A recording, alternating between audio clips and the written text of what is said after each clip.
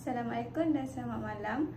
Hari ini saya telah menjalankan satu eksperimen iaitu mini DC motor yang mempunyai dua, iaitu yang pertama ini dan yang ini yang kedua. Untuk yang pertama saya akan menggunakan kuprum, bateri dan juga magnet.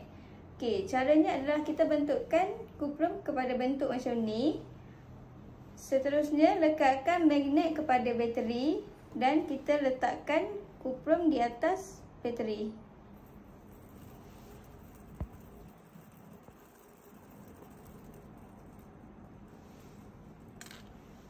Okey, sewaktu saya menjalankan eksperimen ini, terdapat beberapa masalah yang saya dapati, iaitu pertama, kuprum tidak berputar.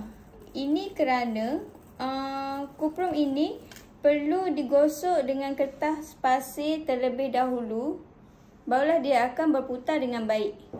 Yang kedua adalah apabila kuprum ini berputar dengan laju, dia akan terjatuh daripada bateri ini dan jatuh ke bawah.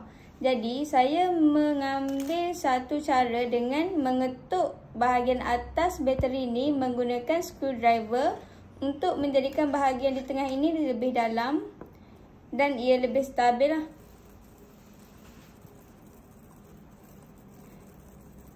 Okey, itu sahaja daripada saya.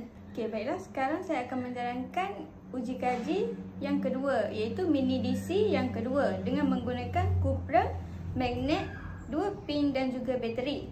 Okey, selepas kita jadikan dia dalam bentuk macam ni, kita akan masukkan kuprum ke dalam pin. Okey, dia berputar tapi dia tak begitu kuat.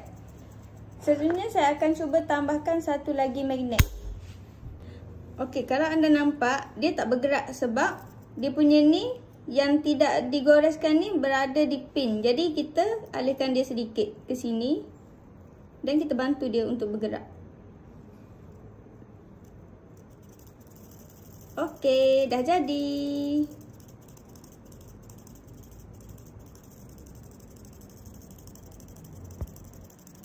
Okey, tapi kalau kita lepaskan dia akan bergerak dan dia akan jatuh.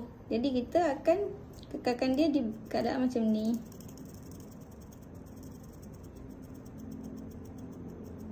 Okey, itu